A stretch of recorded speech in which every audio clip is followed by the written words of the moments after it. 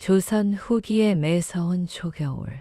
안성 장터의 끝자락에 위치한 월선 내 국밥집은 얼음장 같은 정적에 잠겨 있었다. 낡은 문풍지 사이로 스며드는 칼바람은 병든 시어머니 월선의 기침 소리를 더욱 날카롭게 찢어놓았다. 복수는 차갑게 식어버린 아궁이 앞에 앉아 빈살독을 바라보며 마른 침을 삼켰다. 밖에서는 빚쟁이들의 고함 소리가 장터를 울리고 있었고 그들의 목소리는 마치 굶주린 늑대들의 울음소리처럼 그녀의 심장을 조여왔다. 이대로는 어머니를 보내드릴 수 없다. 복수는 해진 집신끈을 다시 묶으며 결심했다. 마을 사람들이 산군, 이 노하여 사람을 잡아먹는다고 입을 모아 경고하던 칠산의 험한 골짜기. 그곳의 절벽 끝에 매달린 도라지 한 뿌리만이 이 지독한 가난과 병마를 끊어낼 유일한 동화줄이었다. 그녀는 무거운 발걸음을 옮겨 칠산의 짙은 안개 속으로 몸을 던졌다. 산의 공기는 아래쪽과는 달랐다. 코끝을 스치는 공기에서는 서늘한 짐승의 냄새와 오래된 이끼의 향이 섞여 있었다. 복순의 숨소리는 안개 속에 하얗게 흩어졌고 그녀의 심장은 가슴뼈를 뚫고 나올 듯 요동쳤다. 사흘을 굶어 감각이 무뎌진 발가락 끝에 날카로운 돌멩이들이 박혔지만 그녀는 멈추지 않았다. 마침내 절벽 끝 위태롭게 매달린 도라지를 발견하고 손을 뻗은 그 찰나였다. 뒤통수를 타고 흐르는 오싹한 한기가 복순의 전신을 마비시켰다. 크르릉 하는 낮은 울림은 대지를 진동시켰고 비릿한 육식동물의 숨결이 그녀의 목덜미에 닿았다. 천천히 고개를 돌린 복순의 눈앞에 나타난 것은 집채만한 호랑이였다. 누런 안광은 어둠 속에서 두 개의 횃불처럼 번뜩였고 벌어진 아가리 사이로 뿜어져 나오는 열기는 얼어붙은 산의 공기를 태워버릴 듯 강력했다. 어머니, 저는 여기서 죽습니다요. 복수는 공포에 질려 뒷걸음질 쳤다. 호랑이의 거대한 앞발이 땅을 짓누를 때마다 흙먼지가 비산했다. 복순의 발밑에서 흙더미가 무너져 내리는 소리가 들렸다. 비명을 지를 틈도 없이 그녀의 몸은 허공으로 붕 떴다. 수십척 아래 난떨어지로 추락하며 본 것은 자신을 내려다보는 호랑이의 눈 속에 비친 기이한 푸른 불꽃이었다. 우두두 하는 소름 끼치는 소리와 함께 복순의 의식은 암전 속으로 가라앉았다. 얼마나 시간이 흘렀을까. 해가 뉘엿뉘엿 넘어가며 온 세상을 핏빛으로 물들일 때 복순은 간신히 눈을 떴다. 머리가 깨질 듯한 고통과 함께 세상이 이전과는 전혀 다르게 보이기 시작했다. 숲의 나무에서는 푸르스름한 연기가 피어오르고 흐르는 계곡물에서는 검은 기운이 뱀처럼 꿈틀거리고 있었다. 그것은 만물의 기운, 오행의 흐름이었다. 그녀는 자신이 죽음의 문턱에서 살아 돌아오며 인간의 영역을 넘어선 천기를 읽는 눈을 뜨게 되었음을 본능적으로 깨달았다. 비틀거리는 몸을 이끌고 장터로 내려온 복순의 눈앞에는 지옥보다 더 가혹한 현실이 기다리고 있었다. 병주판서, 대개 재산을 관리하며 안성 일대에서 무소불위의 권력을 휘두르는 마름 최 씨가 빚쟁이들을 이끌고 국밥집 앞에 서 있었다. 최 씨는 비단 옷자락을 휘날리며 조소를 날렸다. 인연이 도망간 줄 알았더니 제 발로 기어왔구나. 그러나 복수는 그의 욕설을 듣지 못했다.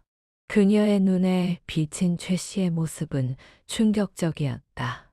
위풍단단하게 서 있는 그의 머리 위로 칠산의 계곡물보다 더 시커먼 죽음의 기운이 뚝뚝 털어지고 있었다. 그 검은 물기운은 마치 보이지 않는 물귀신의 손처럼 그의 발목을 칭칭 휘감고 있었다. 나리, 조심하십시오. 머리 위에 검은 것이 앉아 있습니다. 복순에 떨리는 목소리의 장터 사람들이 웅성거리기 시작했다. 최 씨는 어이없다는 듯 자신의 머리를 쓸어 넘겼으나 당연히 그의 손에는 아무것도 잡히지 않았다. 인연이 산에서 떨어지더니 완전히 미쳤구나. 최 씨의 몽둥이가 복순의 뺨을 후려쳤다. 바닥에 고꾸라진 복순의 시야에 최 씨의 오른쪽 발목을 낚아채려는 건굵은 기운이 더욱 선명하게 들어왔다. 그것은 곧 닥쳐올 거대한 재앙의 전조였다. 복수는 피맛이 느껴지는 입술을 깨물며 생각했다. 이 눈이 보는 것이 진실이라면 오늘 미시에 이 사내의 운명은 끝이 날 것이다. 그러나 이 위험한 진실을 누가 믿어줄 것인가? 최 씨의 비웃음 소리가 멀어지며 복순의 가슴 속에는 설명할 수 없는 불안과 긴장감이 소용돌이치기 시작했다. 최 씨가 휘두른 몽둥이의 어깨를 얻어맞은 복순은 흙바닥을 뒹굴었으나 그녀의 시선은 집요하게 최 씨의 발치를 쫓았다. 일반 사람의 눈에는 보이지 않는 끈적하고 거무죽죽한 물의 기운이 마치 늪에서 솟아오른 소나기처럼 그의 장화 끝을 붙들고 있었다. 나리, 제발 제 말을 들으십시오. 오늘 미시 우물가 근처에는 얼씬도 하지 마소서.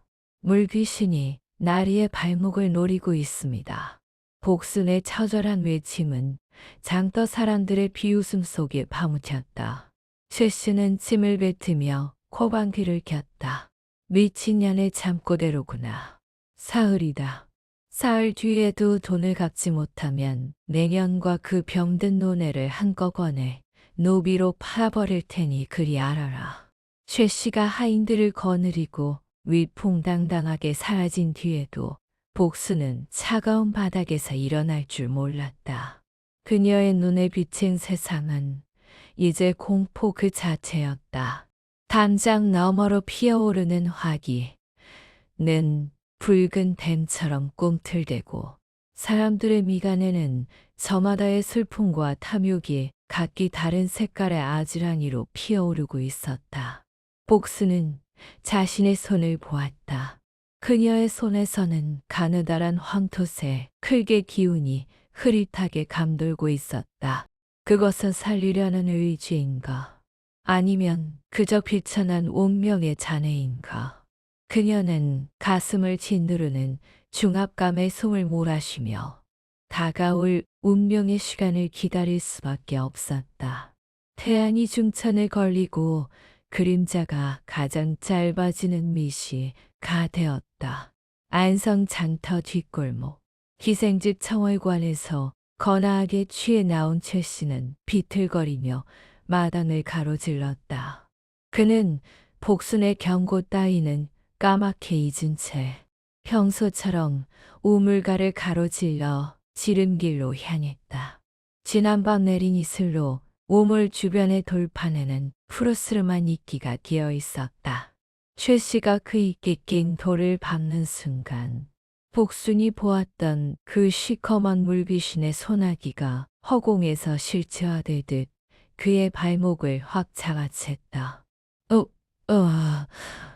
비명과 함께 최 씨의 몸이 공중으로 붕 떴다가 기괴한 각도로 꺾이며 바닥에 처박혔다. 오드득 마치 마른 장작이 부러지는 듯한 끔찍한 파열음이 정막을 깼다. 으아, 내 다리가 정간이 뼈가 살을 뚫고 나올 듯 뒤틀린 최 씨가 바닥을 굴렀다. 소란을 듣고 달려온 사람들의 얼굴이 백지장처럼 하얗게 질렸다. 세상에, 지금이 딱 밑이 아니야. 정말로 우물가에서 다리가 부러졌어. 누군가의 떨리는 목소리가 장터에 퍼져나갔다. 멀리 국밥집 문설주에 기대어 이 광경을 지켜보던 복순의 눈동자가 파르르 떨렸다. 예언이 적중했다는 안도감보다 자신이 본 죽음의 기운이 이토록 정확하고 잔인하게 실현되었다는 사실에 그녀는 온몸이 얼어붙는 듯한 소름을 느꼈다. 사건 이후 보름이 지났다. 월선 내 국밥집은 이제 예전의 그 쓸쓸한 폐가가 아니었다.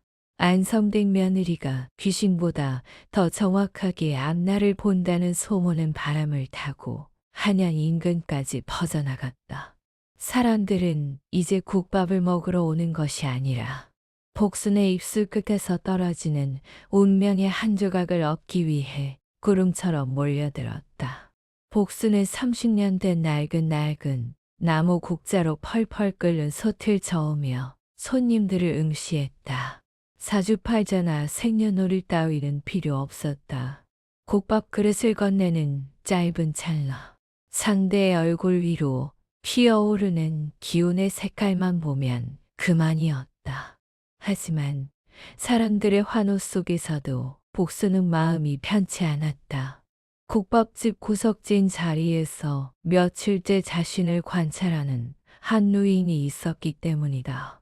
다 해진 갓을 쓰고 허름한 무명옷을 입었으나 그의 눈빛만큼은 가을 서리처럼 차갑고 예리했다. 그는 국밥은 입에도 대지 않은 채 탁주 한 사발만을 앞에 두고 복순의 일거수일투족을 쫓았다.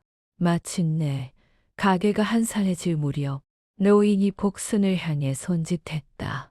여보게, 내 사주도 한번 봐주겠나? 노인이 입을 열자마자 복순의 눈앞에 찬란한 황금빛 기운이 솟구쳤다. 그러나 그 빛의 심장부에는 시커먼 불덩이가 다리를 튼 채 노인의 명치를 찌르고 있었다. 복순은 마른 침을 삼켰다. 이 노인은 단순한 행인이 아니었다. 거대한 권력의 소용돌이에서 밀려난 억울한 원한의 화신이었다. 복순은 노인의 앞에 조심스레 다가가 앉았다. 가까이서 본 노인의 행색은 비참했다. 소매 끝은 닳아 실밥이 터져 있었고 낡은 가끈은 위태롭게 턱에 걸려 있었다. 하지만 복순이 눈을 가늘게 뜨고 집중하자 노인의 정수리 위로 마치 가을 들판에 자익은 벼이삭 같은 찬란한 황금빛 기운이 솟구치고 있었다. 그 빛 사이사이로는 곱게 뻗은 대나무 숲의 푸른 기운이 기둥처럼 단단하게 얽혀 있었으니 이는 고귀한 신분과 꺾이지 않는 절개를 뜻하는 형상이었다. 복순의 입술이 가늘게 떨렸다. 어르신. 어르신은 붓을 잡아야 할 뿐이지 어찌 술잔만 잡고 계십니까? 노인의 손이 멈칫했다. 복순은 말을 이었다. 가슴 속에 억울한 불덩이가 꽉 막혀 있네요. 그 불이 어르신의 목을 조르고 명치 끝을 찌르고 있습니다. 찬란한 황금빛 속에 갇힌 그 불덩이를 꺼내지 않으면 어르신의 명이 타버릴 것입니다. 노인은 쥐고 있던 술잔을 내려놓았다.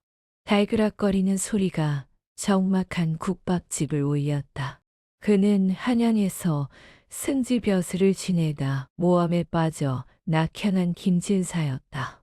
그가 철저히 숨겨온 억울함의 실체를 글자 한자 모르는 시골 안하기 단 한 권의 능길로 꿰뚫어 본 것이다. 김진사는 전율했다. 수십 년간 주역과 명리학을 공부한 그였지만 복순이 보여주는 것은 학문이 아니라 만물의 이치를 날 것 그대로 보는 천부적인 재능이었다. 그는 탁자를 두드리며 나직하게 말했다. 내 사람을 잘못 보았네. 자네는 단순히 점을 치는 것이 아니라 하늘의 뜻을 훔쳐보는 눈을 가졌구먼.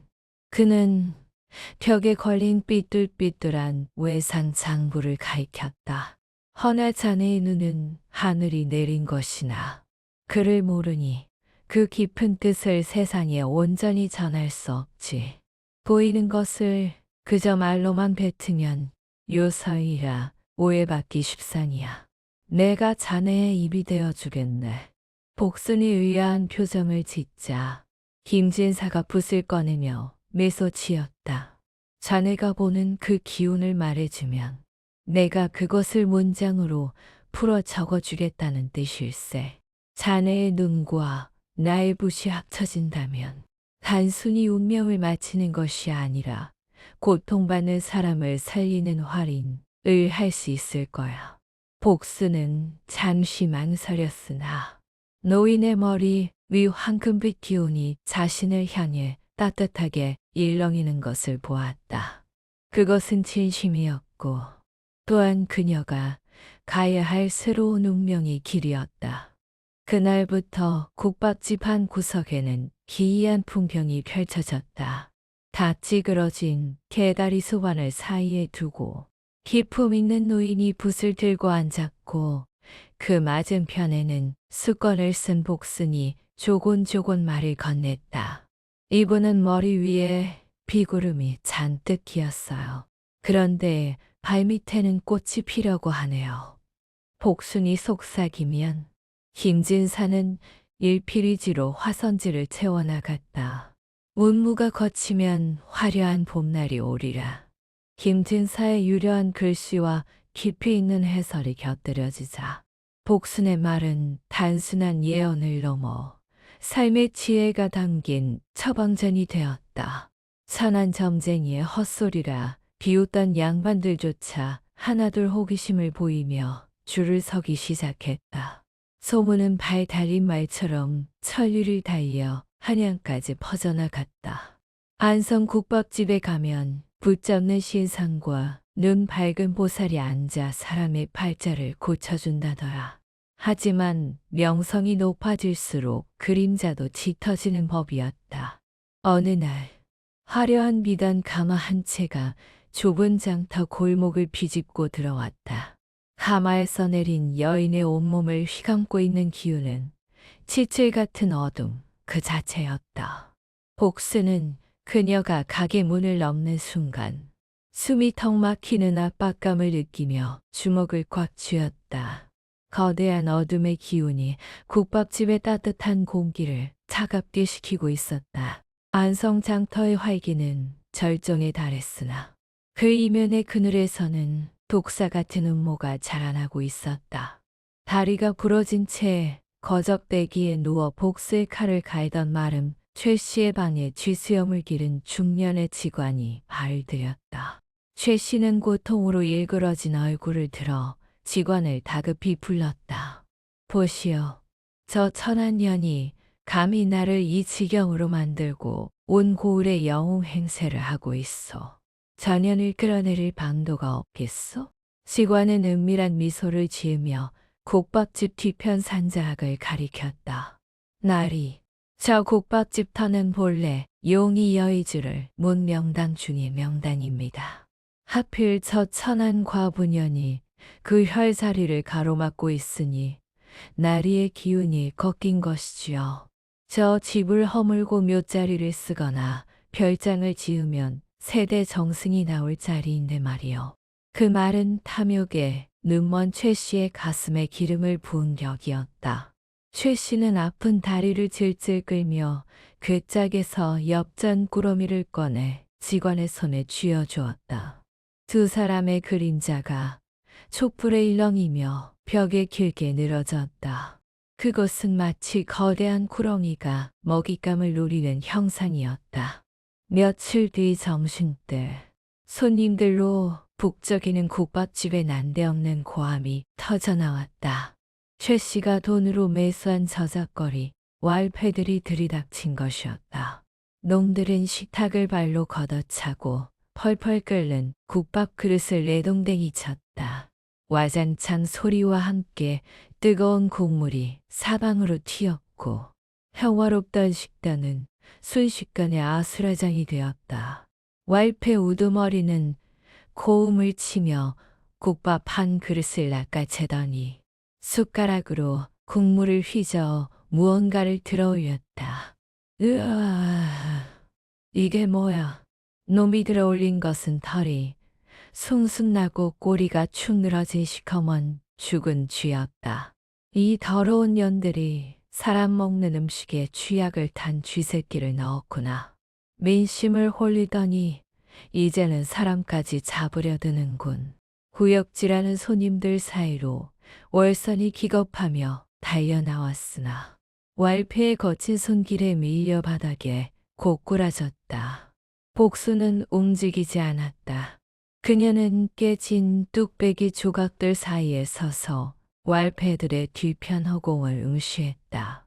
그녀의 눈에는 똑똑히 보였다. 왈패들의 등 뒤에서 최 씨의 집 방향으로 끈적하고 역겨운 검은 연기가 뱀처럼 이어져 있는 것을. 그것은 단순한 불운이 아니라 인간의 아기가 뭉쳐 만들어낸 저주와도 같은 탁한 기운이었다.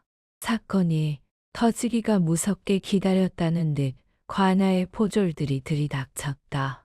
여봐라. 요사스러운 말로 백성을 현혹하고 쥐 섞인 음식을 판 죄인들을 당장 포박하라. 포승줄이 복순의 가느다란 손목을 파고들었다. 김진사가 앞을 막아서며 호통을 쳤으나 이미 뇌물로 사또의 양심을 산 포교들은 그를 거칠게 밀쳐냈다. 복수는 끌려가면서도 다급하게 김진사를 향해 소리쳤다. 진사어른, 어머니를 부탁드립니다. 그리고 북쪽에서 오는 검은 기운을 조심하셔야 합니다. 그것은 복순이 남긴 마지막 경고였다. 그녀가 관하로 끌려가는 길목, 담장 뒤에서 최 씨가 킬킬거리며 이 광경을 지켜보고 있었다. 복순의 눈에는 최 씨의 머리 위로 솟구친 검은 기운이 이제는 거대한 아가리를 벌린 붉은 뱀으로 변해 안성장터 전체를 집어삼키려 하는 것이 보였다. 옥사로 향하는 그녀의 발걸음 뒤로 차가운 초겨울 바람이 불어오며 불길한 전조를 알리고 있었다. 재앙은 이제 막 시작되었을 뿐이었다. 차가운 옥사에 갇힌 복수는 집단이 깔린 구석에 웅크리고 앉았다. 옥사 안은 피케한 곰팡이 냄새가 진동했고 깨진 창살 사이로 들어오는 밤바람은 살을 애는 듯 날카로웠다. 하지만 복순의 온몸은 식은땀으로 흠뻑 젖어 있었다. 육신은 옥에 갇혔으나 그녀의 눈은 옥벽을 뚫고 저 멀리 북쪽 하늘을 응시하고 있었기 때문이었다. 저것은 불이다. 복순의 눈동자가 파르르 떨렸다. 치읓 같은 어둠 속에서 오직 그녀의 눈에만 보이는 기운이 꿈틀거리고 있었다. 안성 장터 북쪽 최 씨의 기와집 방향에서부터 빨간 불의 기운이 피어오르고 있었는데 그것은 평범한 불길이 아니었다. 거대한 붉은 구렁이가 또아리를 틀고 혀를 앓름거리는 형상이었다. 그 뱀의 눈은 탐욕으로 번들거렸고 벌어진 아가리는 곤히 잠든 장터의 초가집들을 단숨에 집어삼킬 듯 흉측하게 벌어져 있었다. 화기가 너무 강해 이것은 하늘이 내리는 재앙이 아니라 인간의 지독한 탐욕과 원한이 뭉쳐 만들어낸 인재. 입을 복수는 직감했다. 복수는 떨리는 손가락으로 옥사 바닥의 먼지 위에 내일의 일진을 계산했다. 내일은 갑신일. 쇠의 기운이 들어오는데 하늘의 기운이 서북쪽에서 움직이니 잔인한 북서풍이 몰아치겠구나. 복순의 얼굴이 백지장처럼 하얗게 질렸다. 지금은 만물이 메말라가는 건조한 초겨울이었다. 이런 날씨에 강한 북서풍까지 겹친다면 최 씨가 국밥집 털을 뺏기 위해 놓으려는 저 불길은 단순히 집 한 채를 태우는 데서 끝나지 않을 것이었다. 불길은 거센 바람을 타고 순식간에 온 장터를 집어삼키고 잠든 수백 명의 목숨을 앗아갈 때 재앙이 될 터였다. 안 돼. 이건 막아야 해. 복수는 자리를 박차고 일어나 새 창살에 매달려 목이 터져라 소리쳤다. 여보시오. 옥절 아이. 불이 납니다. 어서 사람들을 깨워야 해요. 그러나 복도 끝에서 꾸벅꾸벅 졸던 옥졸은 귀찮다는 듯 하품을 하며 다가와 몽둥이로 철창을 콱 내리쳤다. 이 미친년이 곤장이 무서워 잠꼬대를 하는구나. 조용히 하지 못해. 아무도 그녀의 말을 믿어주지 않았다. 복수는 주저앉아 가슴을 쳤다. 자신의 눈에는 너무나도 선명하게 보이는데 저 끔찍한 붉은 뱀이 혀를 날름거리며 마을 사람들의 지붕 위로 스르르 내려앉고 있는데 그녀는 쇠창살 안에 갇혀 아무것도 할 수 없었다. 하늘의 기운이 불을 부르고 있었고 인간의 탐욕은 거기에 기름을 붓고 있었다. 창살 밖 하늘에서 붉은 뱀은 이제 거대한 아가리를 쩍 벌린 채 안성장터를 향해 서서히 고개를 숙이고 있었다. 귀가에는 타닥타닥 집들이 다 들어가는 환청과 사람들의 비명소리가 들리는 듯했다. 하늘이시여, 어찌하여 제게 이런 눈을 주셨나이까. 보지 못하면 괴롭지는 않을 것을 알면서도 막지 못하니 인연의 속이 숫덩이가 되어 다 들어갑니다. 복수는 쿵쿵 소리가 나도록 차가운 벽에 머리를 지으며 오열했다. 다가오는 재앙의 시간 앞에서 그녀는 그저 무력하게 떨고 있을 뿐이었다. 정막이 깔린 안성장터, 해어가 된 국밥집 깃방에서 시어머니 월서는 찢어진 가슴을 부여잡고 일어났다. 포졸들의 발길질에 가슴팍이 멍들고 이마에선 핏방울이 말라붙었지만 그녀는 본능적으로 부엌으로 향했다. 무너진 부뚜막 구석, 30년 세월의 안에 설이 낡은 박달나무 국자가 달빛을 받아 희미하게 빛나고 있었다. 월사는 그 국자를 품에 꼭 껴안고 정화산 그릇을 떠놓은 채 무릎을 꿇었다. 비나이다. 비나이다. 천지신명님께 비나이다. 불쌍한 우리 며느리 복순이를 살려주십시오.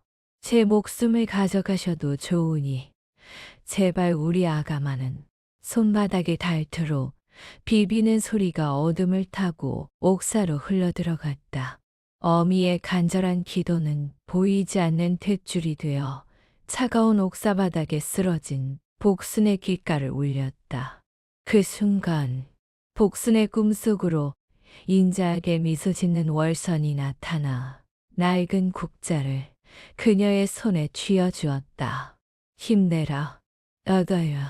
네 눈은 저주가 아니라 사람을 살리라고 하늘이 주신 선물이다. 봄에서 깬 복순의 뺨에는 따스한 열기가 남아 있었다. 분명 얼음장 같은 옥반이었건만 등 뒤에서는 마치 아랫목에 누운 듯한 온기가 전해졌다. 복순은 벌떡 일어나 앉아 헝클어진 머리를 대충 묶고 옷매무새를 다듬었다. 두려움에 떨던 눈동자는 이제 운명을 직시하는 관상가의 눈으로 변해 있었다. 어머니가 저리 버티시는데 내가 여기서 죽을 순 없어.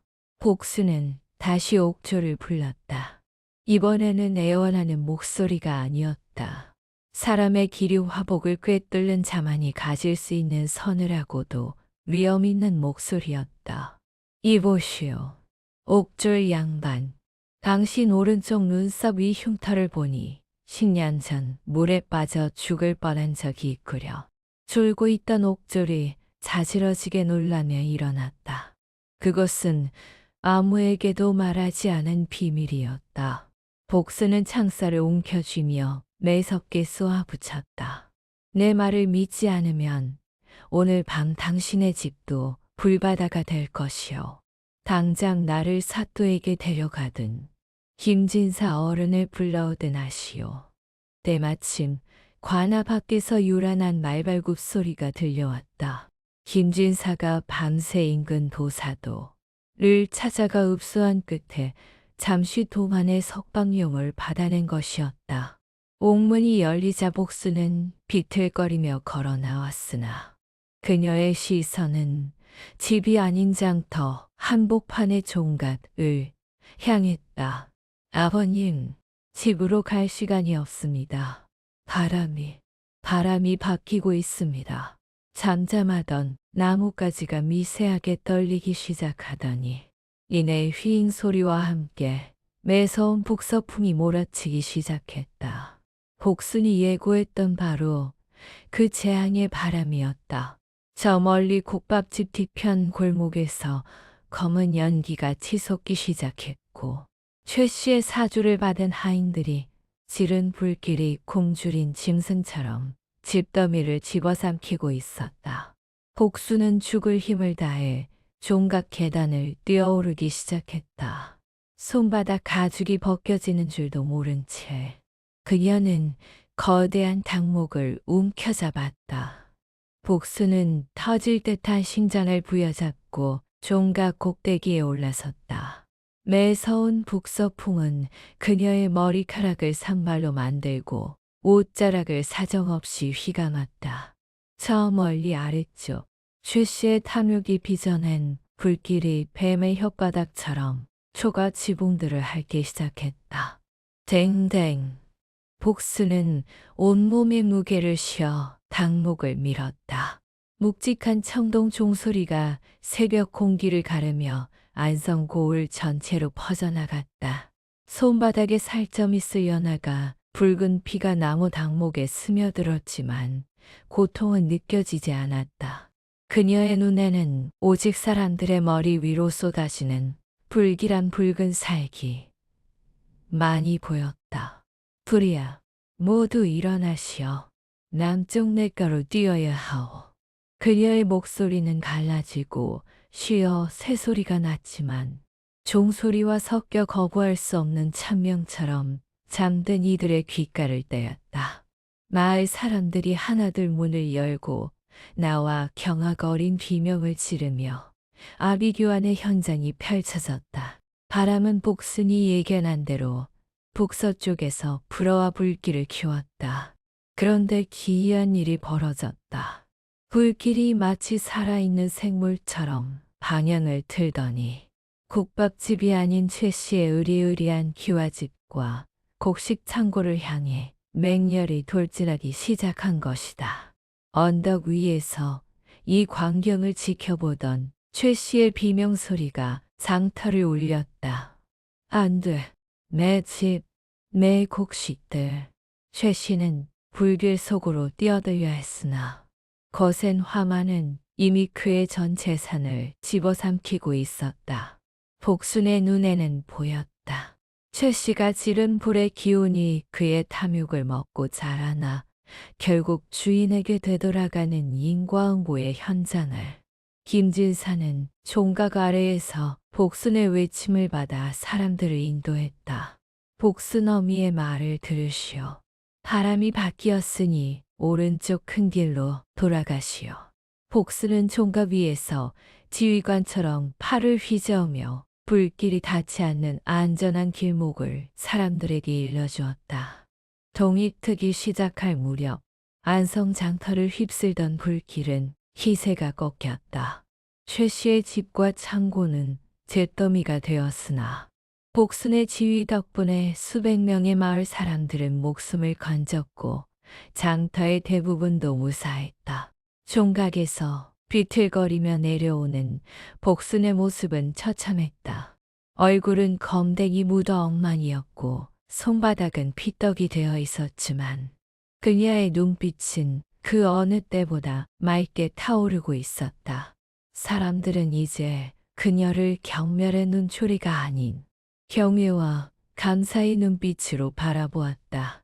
그때 잿더미가 된 최 씨의 집 옆에서 한 사내가 복순을 뚫어지게 노려보고 있었다.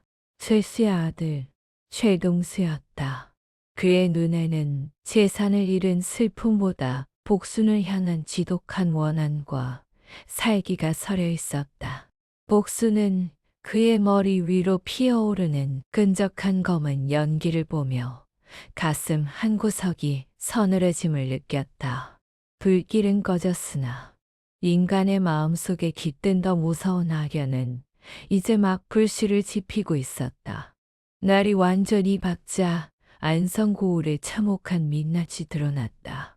매캐한 탄 냄새가 코끝을 찔렀고 자욱한 연기 사이로 드러난 장터의 몰골은 처참했다.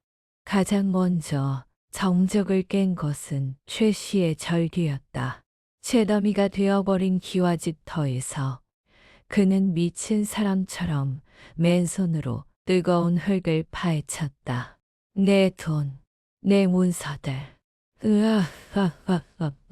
손톱이 깨지고 손가락이 수검덩이가 되었지만 평생을 악착같이 긁어모아 숨겨두었던 엽전 항아리와 땅 문서들은 이미 한 줌의 재로 변해버린 뒤였다. 마을 사람들은 그 광경을 멀찍이서 지켜보며 안도의 한숨을 내쉬었다.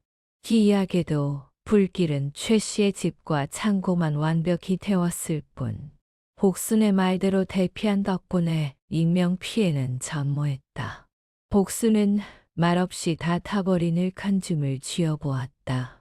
바삭하며 식지 않은 열기가 전해졌으나 그녀의 눈에는 검은 재 아래에서 꿈틀거리는 붉은 생명력이 보였다.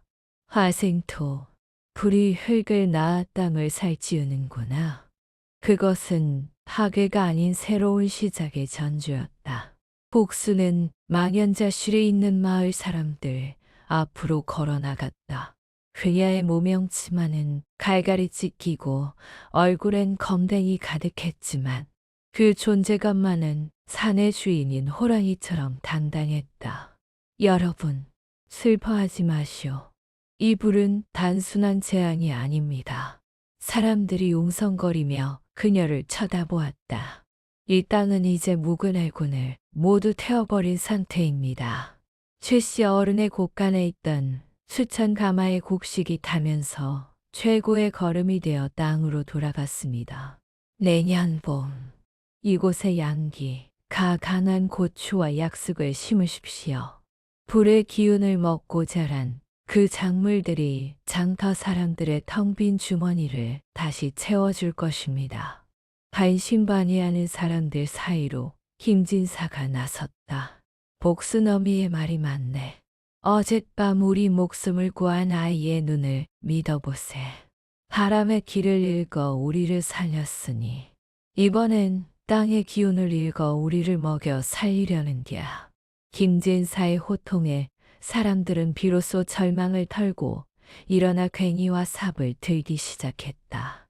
하지만 모든 이가 희망을 품은 것은 아니었다. 관가 마당으로 끌려가 곤장을 맞고 거적대기 신세로 내쳐진 최 씨는 흙바닥을 기며 복순의 국밥집 쪽을 향해 이를 가았다. 전년이 내 집을 망쳤어. 그때 그의 곁으로 아들 최동수가 다가와 낮게 속삭였다. 아버님, 참으십시오. 저 땅에서 무엇이 자라든 땅 주인은 엄연히 우리입니다. 저들이 땀 흘려 가꾸어 놓으면 그때 가서 수확물만 거두면 그만 아닙니까? 최동수의 찢어진 눈매가 독사처럼 번뜩였다. 복수는 멀리서 그들의 기운을 감지하고 몸서리쳤다. 탐욕스러운 기운은 불길 속에서도 타지 않고 오히려 토끼 어린 보랏빛으로 변해 그들의 주변을 맴돌고 있었다. 한편 한양에서 온 기별이 담긴 전령이 안성 장터로 들어서고 있었다. 더 거대하고 위험한 운명의 소용돌이가 복순을 기다리고 있었다. 안성 고을을 구한 그녀의 명성이 마침내 대궐의 높은 당장을 넘은 것이었다. 안성 장터의 평화가 깃드는 듯했으나 대궐의 인장이 찍힌 정갈이 국밥집 문전이 닫는 순간 공기는 다시금 얼어붙었다. 안성 고을의 복수는 들으라. 임금께서 너의 신통함을 들으시고 한양으로 들라 하셨다.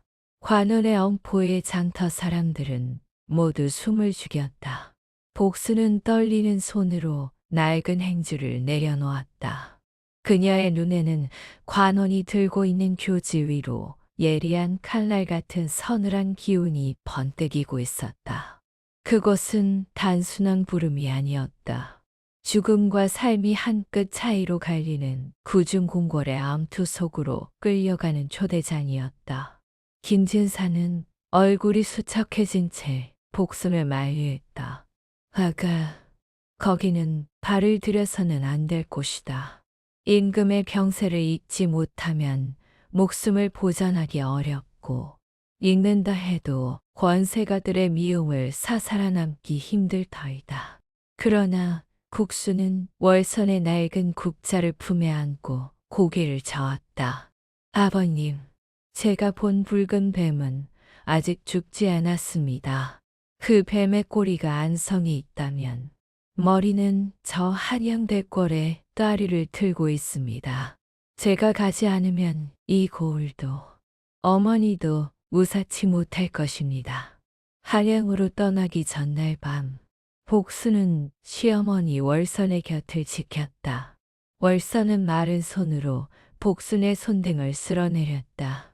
아가, 나는 아무것도 모르는 늙은이지만 네 눈이 보는 것이 얼마나 무거운 짐인지는 안다.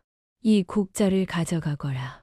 월선은 자신의 손때가 묻어 반질반질해진 박달나무 국자를 복순의 짐 보따리에 넣어 주었다. 사람의 배를 채워주는 마음으로 운명을 보거라. 그러면 그 어떤 흉한 기운도 너를 해치지 못할 것이다. 복수는 그제야 참았던 눈물을 쏟아냈다. 창밖으로 보이는 안성장터의 풍경 위로 마을 사람들의 가슴에서 피어오르는 은은한 황금빛 아지랑이가 보였다. 정리의 빛이었다. 그 빛들이 모여 복순의 주변을 따스하게 감싸 안는 것을 보며 그녀는 자신이 지켜야 할 것이 무엇인지 다시금 가슴에 새겼다. 그러나 그 따스한 빛 너머 최동수가 어둠 속에서 소리 없이 웃으며 길을 떠나는 뒷모습을 본 복순의 등골에는 서늘한 전율이 일었다. 한양도성이 육중한 성문이 복순의 앞에 나타났다. 칠산 계곡에서 본 호랑이의 아가리보다 더 거대한 위압감이 그녀를 덮쳤다. 대궐로 향하는 길목마다 늘어선 고관대작들의 가마 위로 복순의 눈에는 시커먼 먹구름과 핏빛 살기가 뒤엉켜 소용돌이치고 있었다. 그들은 서로의 목에 칼을 겨눈 채 웃음을 짓는 망령들처럼 보였다. 인도하던 관리가 복순을 멈춰 세웠다. 여기가 네가 머물 곳이다. 내일 자시 임금께서 너를 부르실 것이다. 허튼 소리를 뱉었다간 네 가문이 멸할 줄 알아라. 복순은 옥사보다 더 차가운 궁궐방에 홀로 남겨졌다. 그녀는 보따리에서 낡은 국자를 꺼내 주었다. 나무의 거친 질감이 그녀의 손바닥을 파고들며 안섬의 흙냄새를 상기시켰다. 그때 닫힌 문 너머로 뱀의 쉬쉬거리는 소리 같은 기운이 스며들어왔다. 최동수가 먼저 한양에 당도하여 권세가들과 결탁했다는 사실을 복수는 아직 알지 못했으나 그녀의 눈에 비친 청기는 이미 거대한 피바람을 예고하고 있었다. 대궐의 심장부, 강령전의 공기는 숨막히는 도끼로 가득 차 있었다. 병상에 누운 왕의 위로 거대한 보랏빛이 내가 형상화되어 그의 목을 죄고 있었고 그 그림자의 끝은 어둠 속에 숨은 최동수와 권세가들에게 닿아 있었다. 복수는 떨리는 손으로 월선의 낡은 박달나무 국자를 꺼내 들었다. 관료들은 비천한 국밥집 안악이 감히 왕의 면전에서 몽둥이를 들었다며 소리쳤으나 복순의 눈에는 국자에서 뿜어져 나오는 온화한 황금빛 기운이 보였다. 이것은 단순한 나무 조각이 아닙니다. 30년 세월 동안 배고픈 이들을 먹여 살린 적선의 결정체입니다. 복순이 곡자를 휘둘러 왕의 가슴을 훌쩍 끈적하던 보랏빛 살기가 비명을 지르며 흩어졌다. 그 순간 최동수의 머리 위로 까리를 틀고 있던 악기의 형상이 폭발하며 그의 정체를 만천하에 드러냈다. 사주를 조작하여 구군을 뒤흔들려던 음모가 복순의 맑은 눈앞에 속절없이 무너져 내린 것이었다. 최동수는 비명을 지르며 끌려갔고 왕은 깊은 숨을 내뱉으며 비로소 눈을 떴다. 세월은 유수와 같아 어느덧 강산이 3번이나 변했다. 안성장터는 여전히 구수한 국밥 냄새로 활기가 넘쳤으나 이제 그곳의 주인은 백발의 성성한 할머니가 된 복순이었다. 그녀는 평상에 앉아 평화로운 눈길로 가게를 돕는 아들 칠선이와 삭삭한 며느리를 바라보았다. 사람들은 이제 그녀를 안섬이의 곡자도사라 부르며 존경했다. 복수는 품속에서 이제는 너무 달아 손가락 자국이 움푹 패인 박달나무 국자를 꺼내 며느리에게 건넸다. 아가야, 이 국자에는 단순히 곡물을 푸는 힘만 있는 것이 아니다. 사람의 얼어붙은 속을 데우고 죽어가는 기운을 살리는 활이는 해 기운이 담겨 있다. 돈 없는 자가 오거든 그릇을 더 꽉 채워주고 마음이 다친 자가 오거든 국물보다 더 뜨거운 위로를 담아 건네거라. 며느리가 눈물을 훔치며 국자를 받들자 옥순의 얼굴에는 평생의 숙제를 마친 듯한 평화로운 미소가 번졌다. 그녀의 눈에 비친 장터 사람들의 가슴에서는 이제 오행의 색깔을 넘어선 가장 숭고한 정의의 황금빛이 만발하고 있었다. 따스한 봄볕이 쏟아지던 오후, 복수는 국밥집 기둥에 등을 기대고 조용히 눈을 감았다. 귓가에 들려오던 장터의 소음이 점점 멀어지더니 고운 필이 소리처럼 변해갔다. 그녀의 눈앞에 젊은 날의 시어머니 월선이 환하게 웃으며 손짓하는 모습이 보였다. 굶주림에 허덕이던 거지들, 억울함을 호소하던 안악들, 그리고 그녀가 국밥 한 그릇으로 살려냈던 수많은 사람의 얼굴이 주마등처럼 스쳐 지나갔다. 그때 장터에서 뛰어놀던 아이 하나가 하늘을 가리키며 소리쳤다. 저기 좀 봐. 할머니 몸에서 무지개가 떴어. 잠든 듯 고요히 앉아있는 복순의 정수리에서 오색 찬란한 빛이 쉴타래처럼 피어올라 안성장터 전체를 포근하게 감싸 안았다. 그것은 운명의 굴레를 넘어선 인간이 도달할 수 있는 가장 아름다운 마침표였다. 복순이 떠난 자리에는 슬픔 대신 국밥 국물처럼 진하고 고소한 향기가 오래도록 머물렀으며 그녀의 따뜻한 온기는 200년이 지난 지금까지도 안성장터의 한 귀퉁이에서 모락모락 피어오르고 있다.